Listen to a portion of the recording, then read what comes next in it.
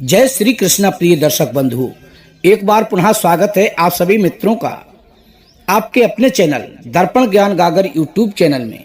प्रिय दर्शक बंधु, आज मैं आपके लिए बहुत ही रोचक किस्सा लेकर आया हूं, इसलिए आपसे निवेदन है, यदि आपने अभी तक हमारे चैनल को सब्सक्राइब नहीं किया है तो प्लीज चैनल को अभी सब्सक्राइब कर लें, वीडियो को एक लाइक कर दें, हो सके तो अपने सगे संबंधियों और मित्रों तक वीडियो को शेयर अवश्य करें। प्रिय दोस्तों, तो बने रहिए बिना स्किप किए हमारी इस वीडियो के अंत तक। प्रिय बंधुओं, उज्जैन नगरी में राजा विक्रमादित्य का शासन था।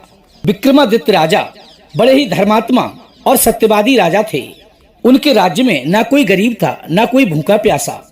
राजा के यहाँ एक ब्राह्मण था जिसे राजा बिना काम करवाए ही अपने नौकर का जितना वेतन देते थे। जब वह ब्राह्मण बूढ़ा हो गया तो उसने एक दिन अपनी पत्नी से कहा कि हे प्रिय, हमको राजा का धन खाते खाते जीवन बीत गया। राजा ने हमसे कभी भी काम नहीं लिया।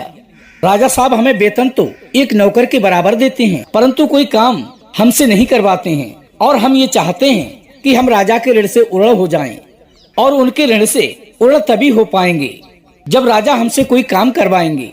यही सब सोचकर वो ब्राह्मण राजा के पास गया और कहने लगा कि हे महाराज, बिना काम किए आपका धन खाते खाते हमें कई साल बीत गए, आपने कोई काम नहीं लिया। हम ऊपर जाकर धर्मराज को क्या मुख दिखाएंगे? इसलिए मेरी इच्छा है कि आप हमसे कोई काम करवाएं, जिससे हमें अपने आप पर कोई ऋण चढ़ा हुआ महसूस ना हो। प्रिय दर्शक बंधुओं, उस ब्राह्मण की बात सुनकर वो राजा कहने लगा, देखिए महाराज, वैसे तो हमारी ये प्रतिज्ञा है कि हम किसी ब्राह्मण से कोई भी काम नहीं कराते, लेकिन यदि आप आज अधिक कह रहे हैं तो हम तुम्हें एक काम बता रहे हैं। आप हमारे काम के रूप में गंगा स्नान कराओ और एक छोटी सी बोतल में हमें भी गंगा जल लेते आना, यही आपकी नौकरी होगी। प्रिय दर्शक बंधुओं, उस राजा की बात सुनकर वो ब्राह्मण बड़ा ही खुश हुआ। वो उसी समय तुरंत अपने घर आया और अपनी पत्नी से कहने लगा कि हे भाग्यवान, आज मैं राजा के कहने से गंगा स्नान करने जा रहा हूँ। तभी वो ब्राह्मणी बोली कि हे स्वामी, यदि तुम गंगा स्नान को जाओगे तो मैं तुम्हारे जाने के बाद अन्न जल कैसे ग्रहण करूंगी?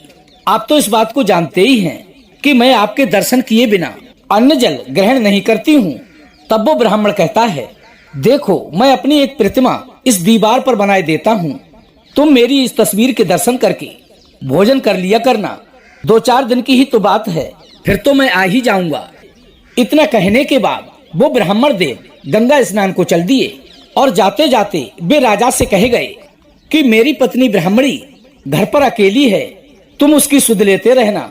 प्रिय बंधु, तभी राजा ने कहा कि हे पंडित जी महाराज, तुम इस बात की बिल्कुल भी चिंता मत करना, मैं तुम्हारी ब्राह्मणी की खैर खबर हर रोज लेता रहूंगा। प्रिय बंधु, इतना कहने के बाद वो ब्राह्मण देव तो गंगा स्नान को चले गए। इस दौरान राजा उस ब्राह्मण के घर की देखभाल करने के लिए प्रतिदिन एक चक्कर उसके घर पर लगा आते थे।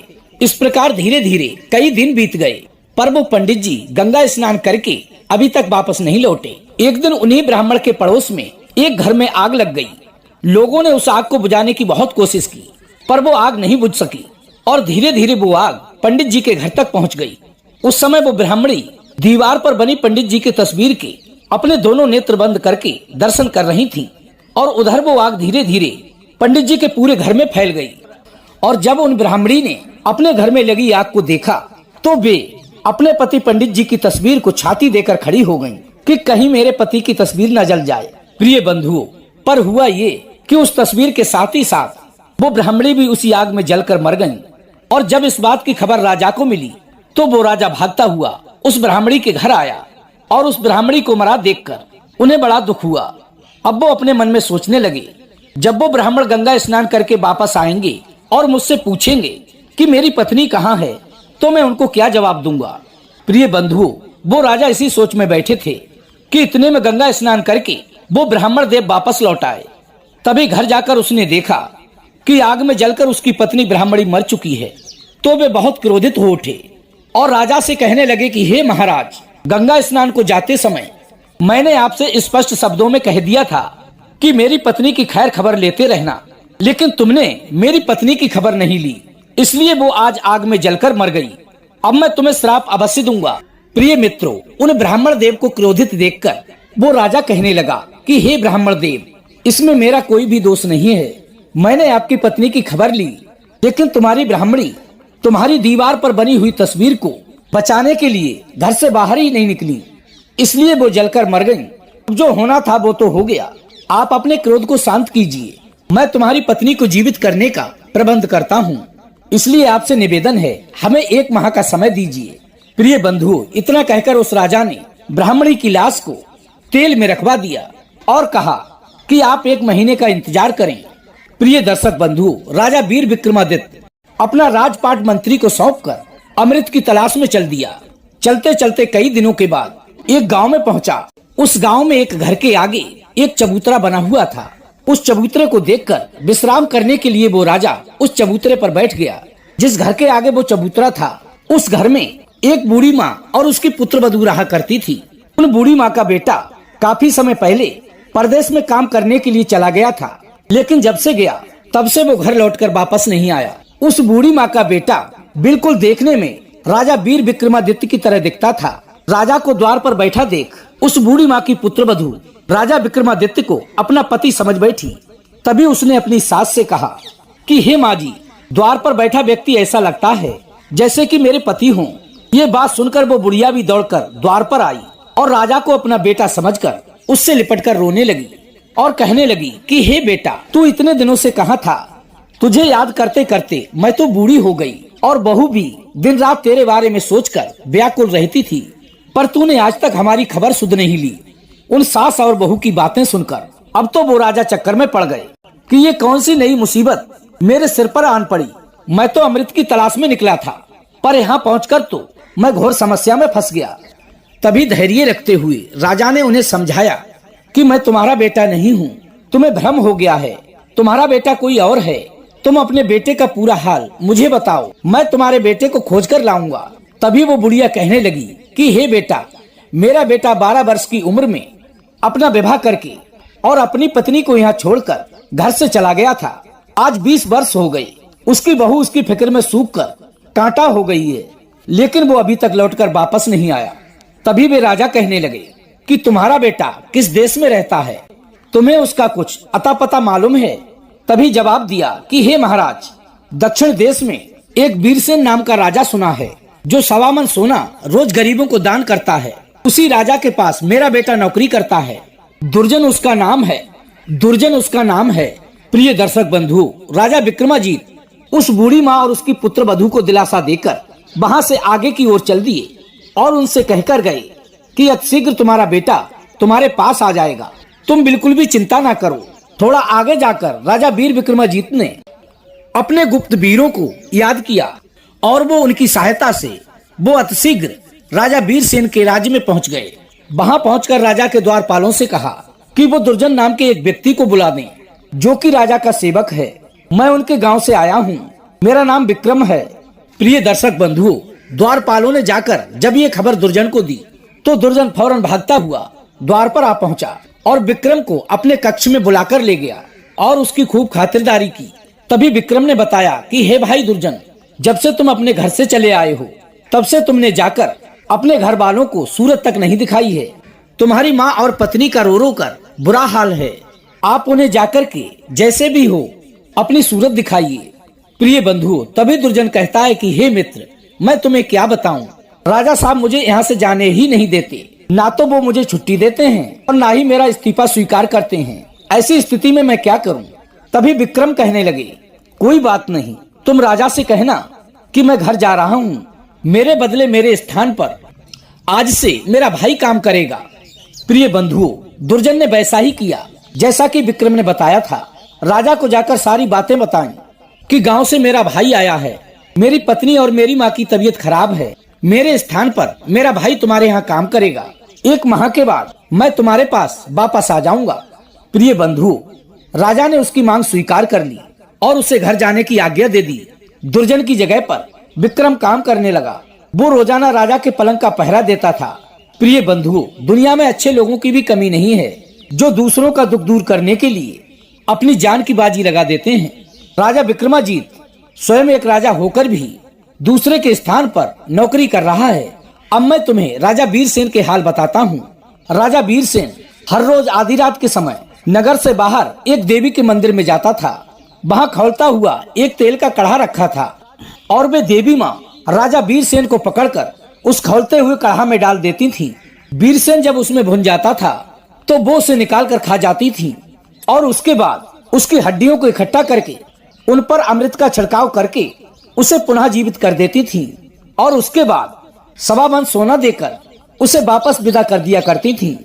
प्रिय बंधुओं, देवी माँ से सोना लेने के बाद वो राजा उसी सोने को अगले दिन दान कर देता था। एक दिन विक्रम ने सोचा कि आखिर ये राजा इतना सोना कहाँ से लाता है, मुझे इसका पता लगाना चाहिए। अब तो आधी रात के वक्त जब राजा वीरसेन देवी के मंदिर में गए तो पीछे पीछे विक्रम भी चुपचाप चला गया और छिपकर सारे घटनाक्रम को देखता रहा। अपने मन में सोचने लगा कि अरे वाह, इतना कष्ट उठाकर राजा सोना प्राप्त करता है और उसे दान भी कर देता है, तो क्यों ना इस राजा का कष्ट हमेशा हमेशा के लिए दूर कर देना चाहिए। यही सब सोचकर विक्रम ने एक व्यक्ति से कुछ मेवाएं, इत्र, सुगंधित वस्तुएं और फूलों को मंगवाया और इसके साथ साथ तरह तरह के स्वादिष्ट मसाले भी मंगा लिए। फिर उसने उन मसाले और मेवाओं को अपने बदन को चीरकर उनमें भर लिया। जब आधी रात का समय हुआ तो राजा ने अपने गुप्त वीरों को बुलाकर राजा वीरसेन को मूर्छित करवा दिया और उसकी जगह देवी के मंदिर में स्वयं चला गया। रोज की तरह देवी ने उसी तरह पकड़कर विक्रम को भी खौलते तेल की कढ़ाई में पटक दिया और जब वो पूरी तरह से भुन गया तो देवी ने उसे निकालकर उसे खाना शुरू किया। आज तो उसे हर दिन से अधिक स्वादिष्ट मांस लग रहा था। उसे पूरा खाने के बाद देवी ने उसकी हड्डियां इकट्ठी की और उन पर अमृत छिड़ककर उसे पुनः जीवित कर दिया। उसके बाद उसने राजा से कहा कि हे राजा, आज तो तूने मुझे बहुत प्रसन्न कर दिया है, इसलिए तू मुझसे जो चाहे वो मांग ले। प्रिय बंधुओं, तभी राजा विक्रमादित्य ने उन देवी माँ से 3 वर मांगे। पहले वर में अमृत का कलश मांग लिया, दूसरे वर में सोना बनाने वाला यंत्र और तीसरे वर में कहता है कि तुम इस तेल की कढ़ाई को उल्टा करके चली जाओ और आज के बाद किसी भी मनुष्य का मांस भक्षण मत करना। इस प्रकार वो देवी राजा वीर विक्रमादित्य को अमृत का पात्र बस सोना बनाने वाला यंत्र उन्हें देकर चली गई। इधर राजा विक्रम राजा वीरसेन के पास वापस लौट गया। उसके ऊपर से अपने वीरों का पहरा हटाया। रात के 3 बज चुके थे। जब राजा वीरसेन की आंख खुली तो वो एकदम से हड़बड़ाकर उठकर देवी के मंदिर की ओर भागने लगा। तभी उसने वहां जाकर देखा तो वहां कुछ भी नहीं था, केवल कढ़ाई उल्टे मुंह पड़ी थी। अब वो अपने मन में सोचने लगा कि आज मैं सोना कहां से दान करूंगा, आज तो मेरी बहुत बड़ी बदनामी होगी, लोग कहेंगे कि राजा के पास धन नहीं रहा। इसी चिंता में राजा वीरसेन वापस लौटकर अपने पलंग पर आकर लेट गया और जब सुबह हुई तो राजा के द्वार पर याचकों की भीड़ जमा हो गई। अब तो वो राजा बड़े ही सोच में पड़ा हुआ था कि आज मैं इन्हें कहां से सोना दूं, जबकि सोना तो आज मिला ही नहीं। राजा वीर विक्रमादित्य राजा की इस चिंता को भली भांति समझ चुके थे। तभी उसने राजा वीरसेन से पूछा कि आज आप इतने उदास क्यों हो। तब राजा वीरसेन ने विक्रम को पूरी बात बताई कि मेरे पास आज सोना ही नहीं है तो मैं दान किसका करूं, आज तक मेरे द्वार से कोई निराश वापस नहीं गया। तभी विक्रम ने कहा कि आप चिंता ना करें, लो ये सोना बनाने वाला यंत्र है, इससे 1.25 मन सोना निकालकर आप दान कर दो। ये वही यंत्र है जिससे देवी आपको 1.25 मन सोना प्रतिदिन दिया करती थी।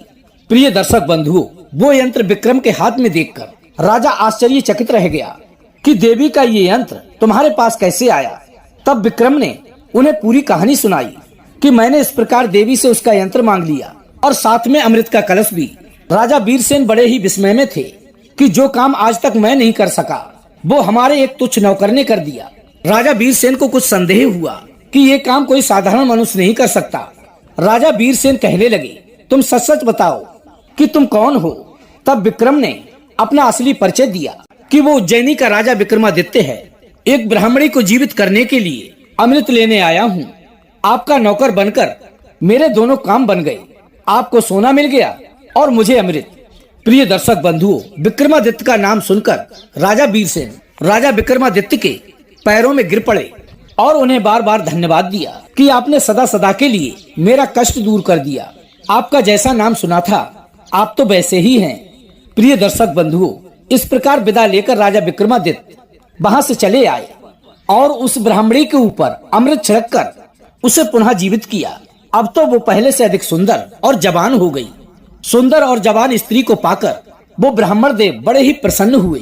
कुछ समय तक तो वो दोनों एक साथ हंसी खुशी से रहते रहे, लेकिन धीरे धीरे ब्राह्मण देव की स्त्री को उन बूढ़े ब्राह्मण से नफरत होने लगी। अब तो वो परपुरुष की कामना करने लगी। प्रिय दर्शक बंधुओं, एक बात आपको बताते चले, पति से प्रेम करने वाली पतिव्रता स्त्री तो वो पहले वाली स्त्री थी जो कि आग में जलकर मर गई। जीवित होने के बाद जब वो जवान हो गई तो उसके पतिव्रता वाले भाव विचार उसमें नहीं रहे। पर ब्राह्मण देव को तो यही लगता था कि ये उनकी पहले वाली ही स्त्री है। ये उनकी बहुत बड़ी भूल थी। उनकी उस जवान स्त्री ने पड़ोस में रहने वाले एक युवक से प्रेम संबंध जोड़ लिए और एक दिन वो स्त्री अपने प्रेमी के साथ घर में ही थी। उसी बीच वो ब्राह्मण देव भी घर में पहुंच गए। अपनी स्त्री को दूसरे पुरुष के साथ देखकर उन बूढ़े ब्राह्मण ने उसे बहुत पीटा, परंतु उसके स्वभाव में बिल्कुल भी बदलाव नहीं आया। और बदलाव आता भी कैसे, वो ब्राह्मण तो बूढ़ा था पर उनकी स्त्री जवान थी। एक दिन वो स्त्री अपने पति को भोजन में विष देकर अपने पति के साथ दूसरे शहर में चली गई। इधर ब्राह्मण देव की मृत्यु की खबर पाकर राजा विक्रमादित्य अमृत का कलश लेकर आए और उन पर अमृत छिड़क कर उन्हें जीवित किया और समझाया कि हे ब्राह्मण देव, कि जो अवस्था आपकी भजन करने की है उसे आपने स्त्री मोह में लगा दिया। हर काम की एक निश्चित समय सीमा होती है, उसी आयु तक सभी काम अच्छे लगते हैं। जवान स्त्री को पाकर आपको तो खुशी हुई होगी, पर आपको पाकर आपकी स्त्री को बिल्कुल भी प्रसन्नता नहीं हुई होगी। विवाह, संबंध, मित्रता सदैव बराबर बालों में ही शोभा देती है। हो सकता है विधाता ने आपको धर्म के मार्ग पर चलने के लिए आपके साथ ऐसा किया हो, आपको भगवत भक्ति से जोड़ने के लिए ऐसा किया हो। अब की तरह ही राजा भर्तृ की स्त्री भी बहुत बड़ी पतिव्रता थी, जो कि उनके मरने की झूठी खबर सुनकर कूदकर मर गई। और जब मरने के बाद गुरु गोरखनाथ ने उसे फिर से जीवित किया था तो वो भी बदचलन हो गई। ये राजा भर्तृ को होश में लाने के लिए ही गुरु गोरखनाथ ने ये माया रची थी। और आप भी उसी माया के बस में हो गए हो, क्योंकि भोगों से किसी का मन नहीं भरा है। जितना आप भोगों में लिप्त होगे, भोगों की अग्नि उतनी ही प्रबल होती चली जाएगी और एक दिन ये भोग आपको ही भोग लेंगे। इन 4 परिस्थितियों में स्त्री में मन नहीं लगाना चाहिए। नंबर 1, जब आपकी स्त्री बदचलन हो जाए और वो आपका अपमान करने लगे। नंबर 2, जब स्वयं के ऊपर बुढ़ापा आ जाए और आप बुढ़ापे की घोर अवस्था में पहुंच गए हो, उस समय स्त्री में आसक्ति नहीं रखनी चाहिए। नंबर 3, जब आपकी स्त्री मर्यादाओं को लांघकर धर्म का उल्लंघन करने लगे, तब स्त्री से मोह नहीं रखना चाहिए।